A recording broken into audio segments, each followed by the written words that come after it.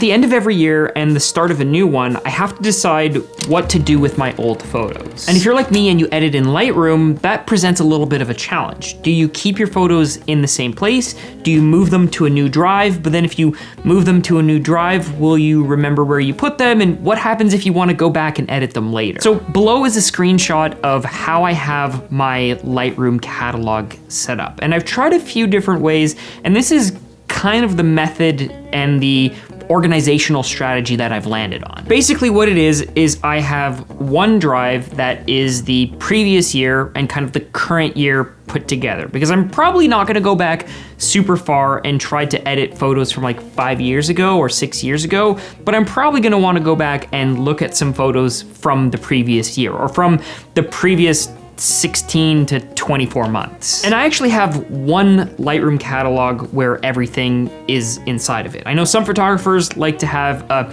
catalog for every shoot or a catalog for every year, but again, the challenge is you can't have more than one catalog open at a time. And so what I do is I actually have separate drives. I have the working drive that I mentioned, and then I have a long-term cold storage drive. And you might think, well, won't it take longer to access that drive because maybe that's a network drive or maybe that's an old hard drive? But actually I have smart previews. And what that is all of my old files have low resolution versions of them saved on my fast current solid state drive, alongside with all of my current photos from the last 12 to 24 months. But maybe you have a different organizational strategy, and if you do, I'd love to hear what it is down in the comments below.